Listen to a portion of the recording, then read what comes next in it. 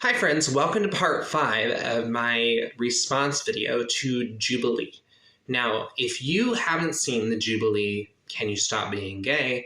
I recommend that you see it. Whether you're trans, gay, bi, straight, a brownie, queer, part of a political party, religious or not. Now, I've made several videos if you want to know my full thoughts. I try to break them down. I am still trying to process all the things that I believe that we can talk about. I want to go ahead and make a general react to all sides. I just made a video, which is part 6 of a 6-part reply, specifically to Samuel Perez, the video that was launched on their YouTube channel, which you can go watch and is often included in the descriptions of the videos that I try to link at the bottom of my videos on YouTube. And my playlist, you can go find. I have several playlists on different topics, and you can go to YouTube to find those. I want to be very outspoken on a couple different things. One, I've listened to a commentator that is not on either side to get a third-party view. I've listened to Blaire White, and I can't remember her name. She's very famous, and I saw that in other videos. Her name's just different. Ani Paco, I'm going to mess her name up. But she's very famous. She does a lot of political commentary, and she was with PragerU, I think, recently. So I've talked about her vantage points, and I've brought those up. I don't think, overall, after looking at all the debates, and as someone who is ex-gay and queer, that as someone that has a Bible degree in church ministries and was a gay rights activist, and now I write articles, research, and do so much more, and I talk about these topics that I have for a very long time, that it was a very good debate. And what I mean by that is you have a lot of people that predominantly come from a charismatic background that strongly believe in deliverance ministry. Matter of fact, one of them were coached into preaching the entire time. I also believe that there was an agenda that was spoken very publicly to say that ex-gays do not exist. I believe that is erasure of an entire people group.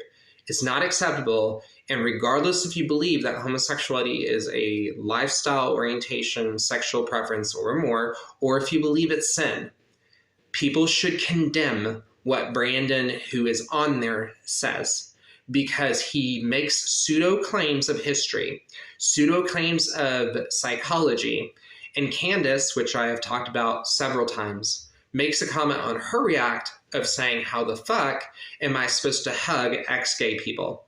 I've been very outspoken on that. I've also said, to be fair to her, that maybe she was overwhelmed in the situation or how people were responding. And to be fair, I think that they really treated Abigail very poorly. I've been very outspoken, and I think that it was right for that to be called out. I do, however, think that so many people in the debate made so many outlandish comments that it was not respectful of either party. I think they both just jumped to major conclusions. I think that the people that are on the former LGBTQ are very young in the faith, very similar to what the recap team has said, that they're not knowledgeable on history, on theology, on Bible. That being said, I don't agree with the LGBTQ, and here's the reason why.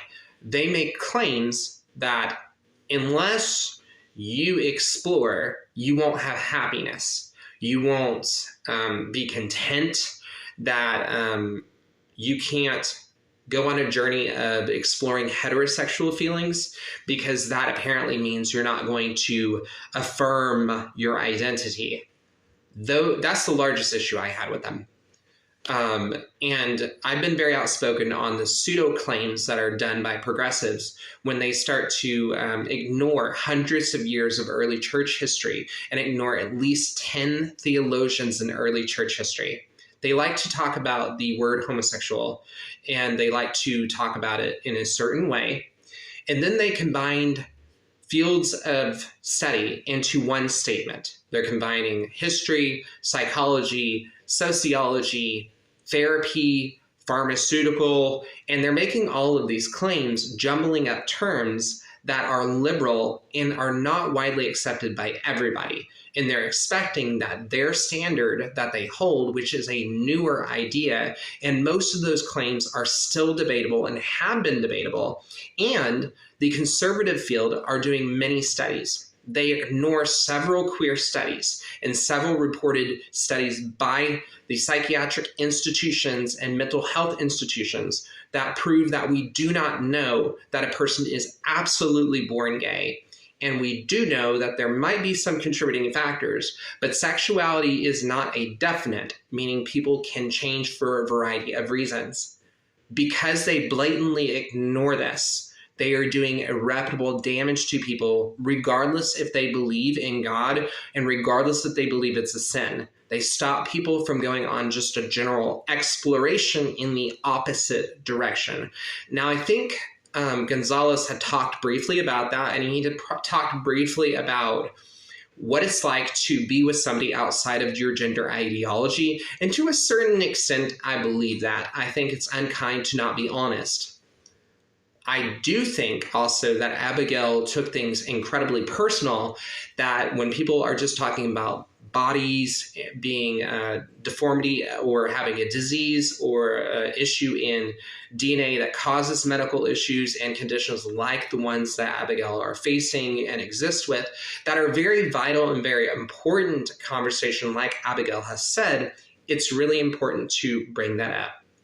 In light of Candace's comment on Jubilee, she wants to take people in a whole nother reality rather than living in the reality that we live in and we experience.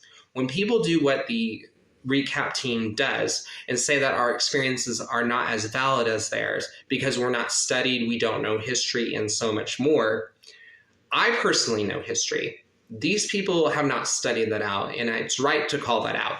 But to make general claims of all ex-gay people and all former LGBTQ based on a place of trauma that I believe that they had talked about from conversion therapy or reparative therapy or discrimination they had in their life, that example on the recap team does not determine all experience for all ex-gay people.